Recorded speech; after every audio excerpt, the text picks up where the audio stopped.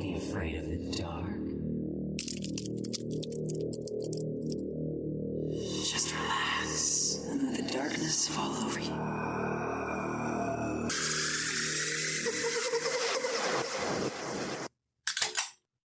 Welcome to Afraidish, a podcast where we take a deep dive into the history and paranormal while enjoying some tasty adult beverages.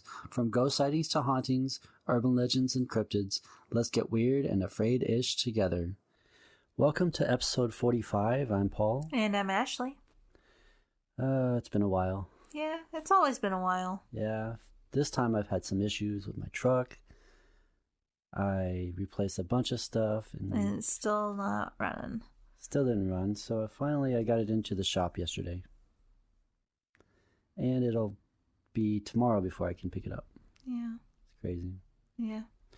Anyways, life. What? Is it life? Yeah. Life happens. What are we drinking? I'm drinking Jameson and Coke Zero.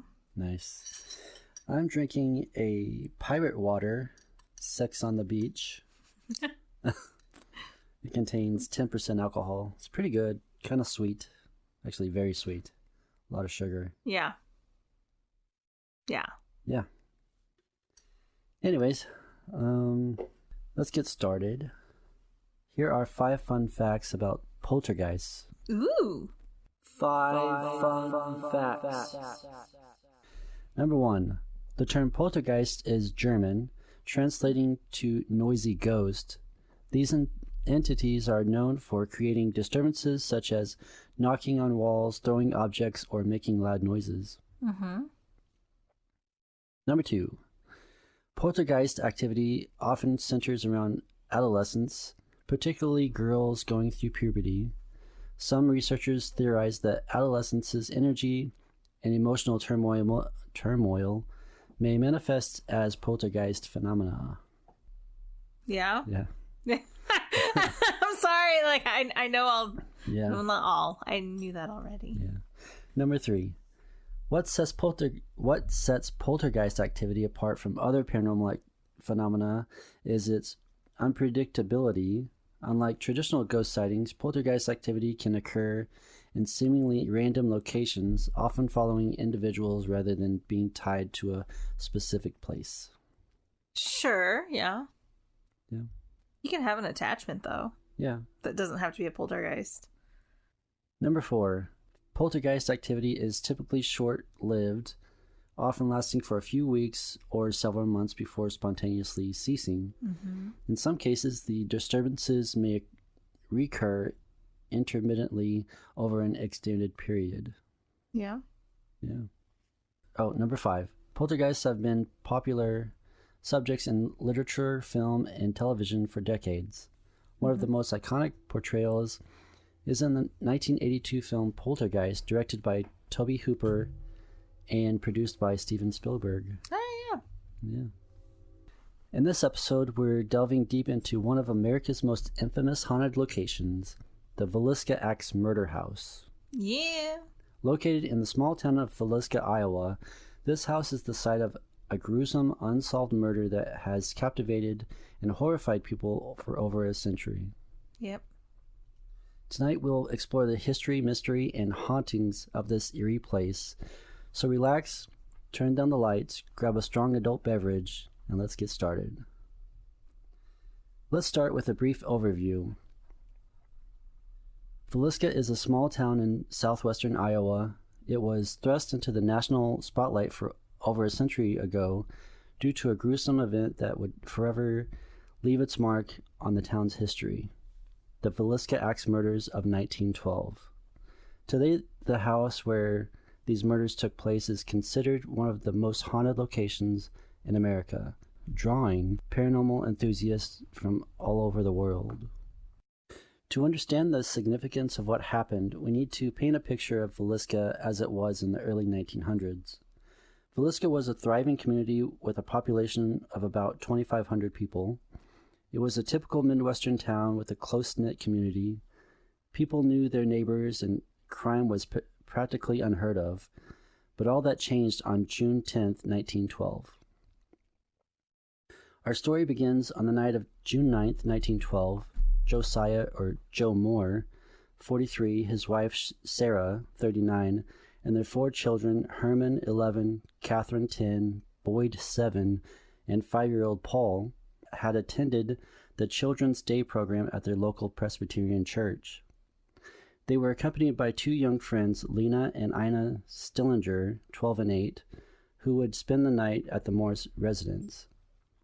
The program ended at 9:30 p.m., and the family, along with the Stillinger sisters, returned home no later than 10 p.m.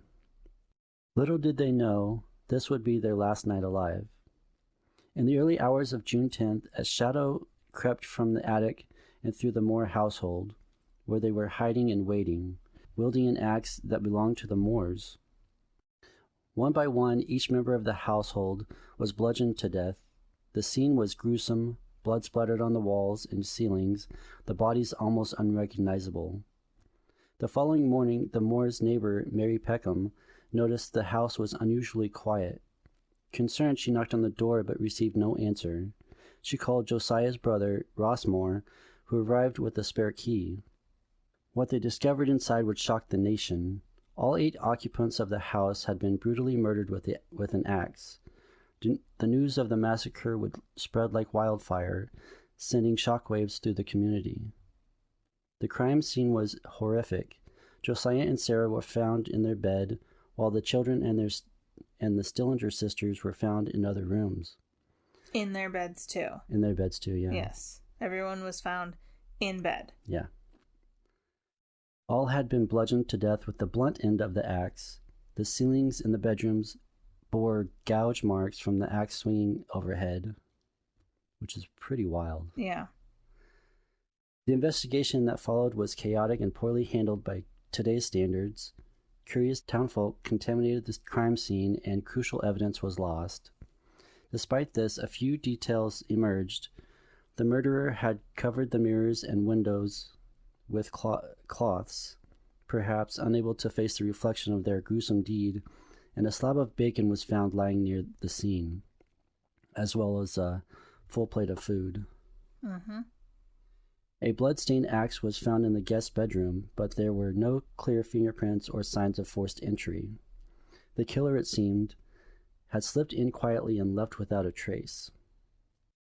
The local authorities and state and private investigators scoured the crime scene for clues.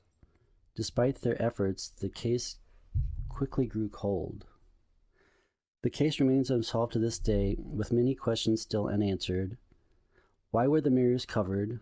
What was the significance of the bacon? Most importantly, who committed these heinous acts and why? These mysteries have only added to the house's eerie reputation. I feel like the bacon was a calling card. Either that or he dropped it. No. You don't just... Who just carries around... I mean, okay, who just goes around axe murdering people in their homes? But who just carries around bacon, like, in a droppable way? No, I think it was either a calling card, a clue as to who done it, or... And this is something that I just thought of while you were talking. What if it was like a tease? Because the theory is that the murderer was snuck in the house while they were at the church function, right? Yeah, and hid in the attic until they came out at like 2 or 3 in the morning. Yeah. What if they left the bacon in the kitchen to see if like somebody noticed it when they walked in the house? Oh yeah. Yeah. But nobody noticed it. I don't know. That's a little less plausible. That would be crazy, though. But, I don't know. All right. Over the years, several suspects were questioned, but no one was ever convicted. Let's talk about some of the primary suspects and theories. There was Reverend George Kelly. Kelly was a traveling preacher who had been in Villisca on the night of the murders. He had a history of mental health issues and was known for his erratic behavior. Kelly even confessed to the murders at one point, but his confession was later deemed unreliable due to his mental state, and he was acquitted. Okay, but like, if you just axe murdered 8 people because you're a crazy person, you're gonna be your mental state's not gonna be all that great when you get caught by the police. He was acquitted. So there's also Frank F. Jones, a prominent Villisca resident and state senator. Jones had a business rivalry with Josiah Moore. Some speculated that Jones hired a hitman, William Mansfield, to eliminate Josiah. Mansfield, also known as Blackie, had a history of violence and was suspected of similar axe murders in Kansas and Illinois. However, there was no concrete evidence tying him to the Villisca crime. Yeah. There never is when it's a hitman. Yeah. Well, I mean, I don't know. I haven't researched hitman crimes, so. Yeah. Paul Mueller, a more recent theory suggests that Mueller, a suspected serial killer, might have been responsible for the Villisca murders. Mueller is believed to have committed similar crimes across the Midwest, but this theory remains unproven. Despite numerous theories and extensive investigations, the Villisca Ax murders remain unsolved to this day, shrouded in mystery and speculation. I feel like it was a crime of passion. Either somebody interested in Sarah or maybe Joe. I don't know. I don't know. It just seems like a crime of passion. Maybe. Well, with covering the mirrors, maybe. I don't know. Well, that I don't know because it was 1912. Yeah. So we're beyond the Victorian period, but I don't know. They may have still been people. That was a practice that you did. Yeah. When people died, you covered the mirrors so the soul didn't get trapped. Yeah. So I don't know. Who knows? I don't know. The killer knew. Yeah. Now for the hauntings. Now let's dive into the paranormal aspect. After the murders, the house remained vacant for years. It changed hands several times and was eventually restored to its 1912 condition. It wasn't long before stories of hauntings began to emerge. Visitors and paranormal investigators have reported a variety of strange and unsettling experiences. Now let's explore some of the most compelling ghostly encounters. Many people claim to hear the sounds of children playing and laughing inside the house despite it being empty. These sounds are often accompanied by the faint echoes of a child's cry or whispers. Visitors frequently hear footsteps moving through the house, especially on the stairs and attic. Yeah. These footsteps are often described as heavy and deliberate, as if someone is walking with purpose. Yeah. Several visitors have reported seeing ghostly figures inside the house. These apparitions range from shadowy shapes to more detailed visions of a man with an axe, which I don't really believe that, but... the power of suggestion. Right. And that is believed to be the murderer, but well, who knows? If somebody's seen a man with an axe, who else do you think is going to be at a place where people were axe murdered? Yeah. Others have seen the spectral images of the Moore children playing in the yard or peeking from the windows. Cold spots where the temperature drops dramatically without explanation are commonly experienced throughout the house. People have also reported objects moving on their own, doors opening and closing, and the sensation of being touched or pushed by unseen hands. Electronic voice phenomena and spirit box sessions have captured chilling messages from the other side. Yeah. Investigators have recorded voices that seem to respond to questions about the murders, with some EVPs clearly stating names or details that align with known facts of the case. Yeah. Upon entering the house, others have felt overwhelming dread and sadness. The attic, believed to be the place where the killer hid before committing the murders, is said to be particularly active with paranormal occurrences. Here are some personal experiences. Here's one from a paranormal enthusiast. I visited the Villisca house with a group of friends, and from the moment we stepped inside, we felt an overwhelming sense of sadness and dread. We set up our equipment in the children's bedroom, and almost immediately we started hearing the faint sounds of giggles and footsteps. At one point, the door of the room slammed shut on its own, and we all felt a cold breeze rush past us. That'd be wild. That seems like a lot of things. Yeah. I don't know if it was like in one visit. Happened like over a period of time. Yeah, that but night. I don't know. That just seems like too good to be true. Right. You know what I mean? Yeah. I could see the door slamming on its own once. I could see hearing the sounds of giggles, right. But not both at the same time. Same night. Here's an account from a historian and author. I spent countless hours researching the history of the Villisca Ax murders, and during a visit to the house, I had an experience that shook me to my core. While I was in the attic where it's believed the killer hid before the attack, I heard a man's voice whisper, "Leave now." It was so clear and close that I thought someone was in the room with me, but I was completely alone. Fuck. That would be freaky. Yeah. You didn't talk about the cigarette butts that were found in the attic. We were going to talk about that during the... No, when it was part of the crime scene. Oh, yeah. When they were investigating, that's why they think that's where the killer hid, was because they found cigarette butts. Yeah. Like he was in there smoking, which somebody's smoking in your attic. You don't smell that shit?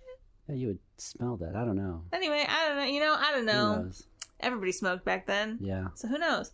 But that's why they thought the killer hid in the attic. That's why. Yeah. Because they found cigarette butts. Yes. That'd be crazy. Sorry. And here's an account from a local resident. I grew up hearing stories about the Villisca house, but I didn't believe in ghost stories until I spent the night there.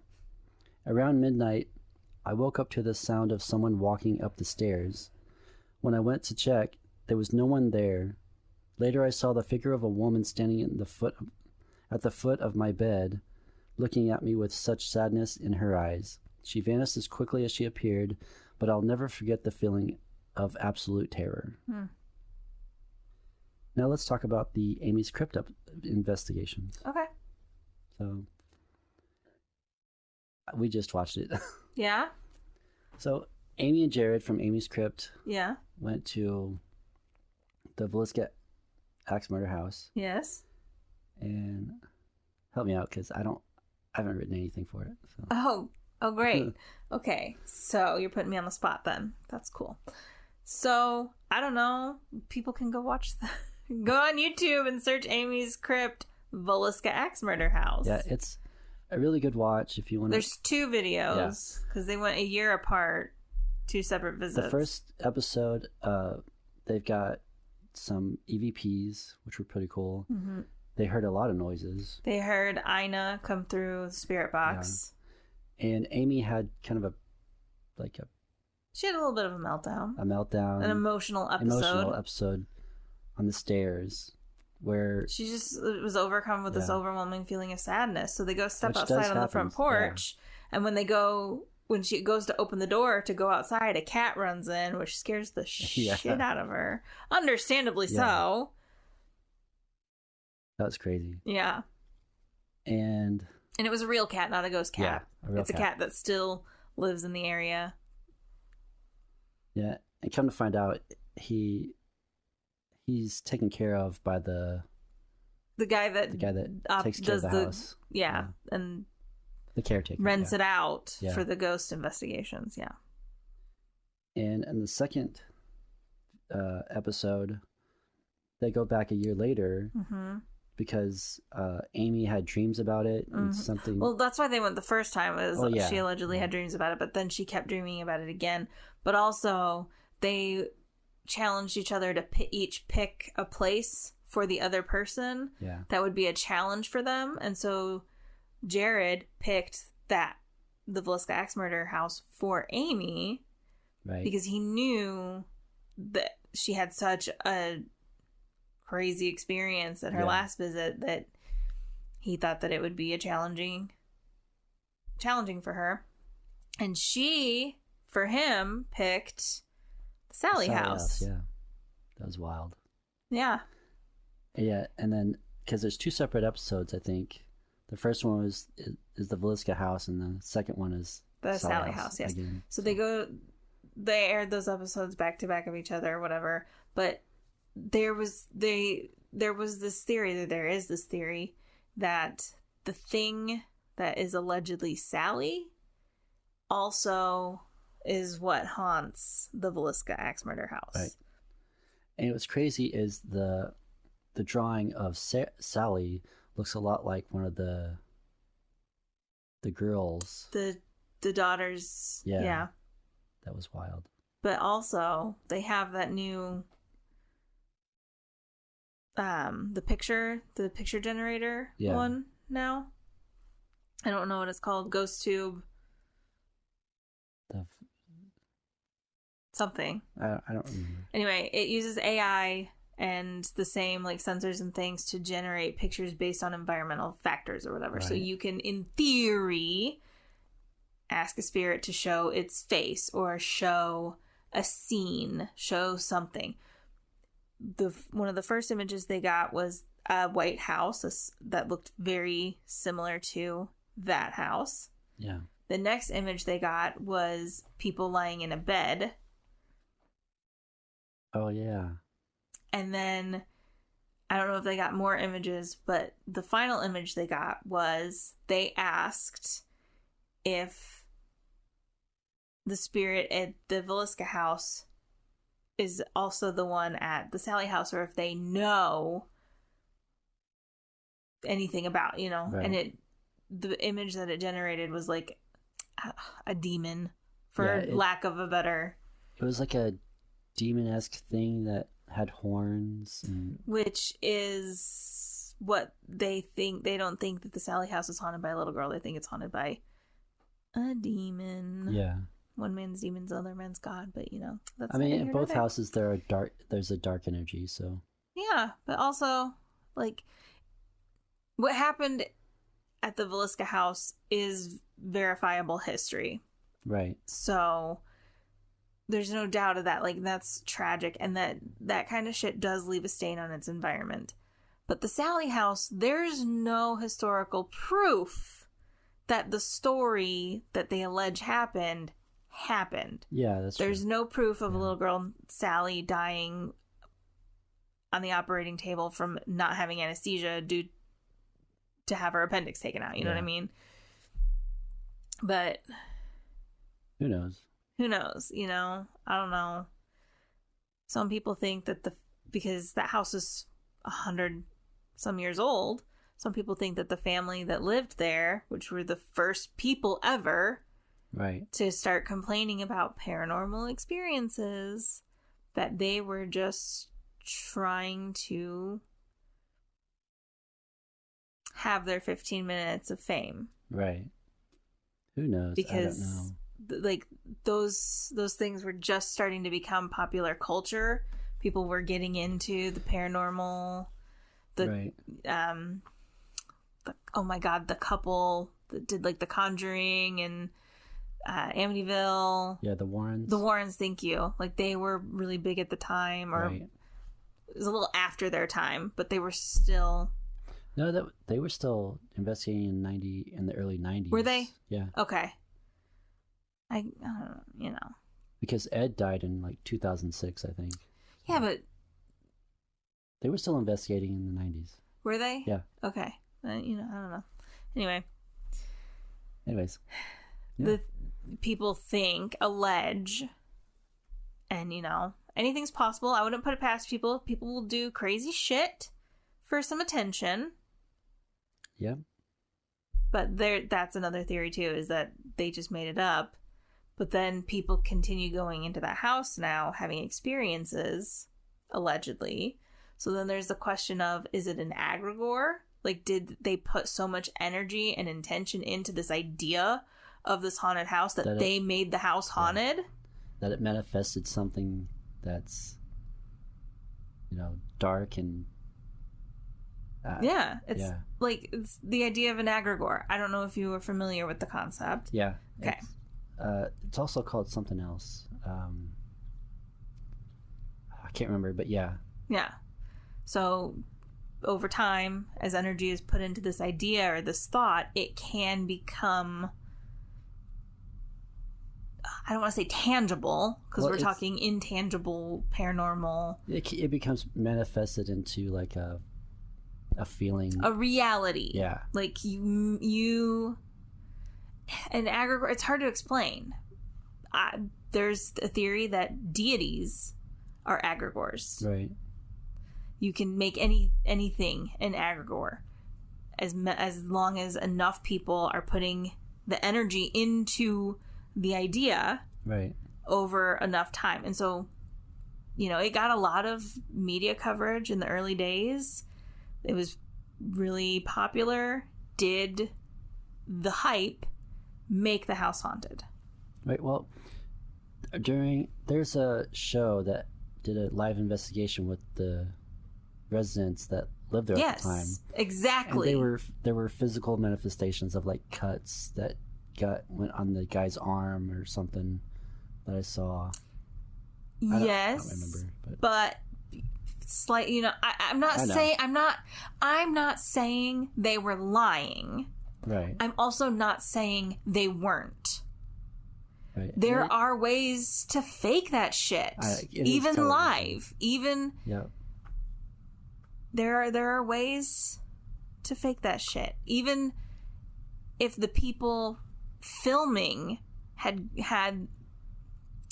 pure intentions, if the residents did not, right, they could trick the investigators.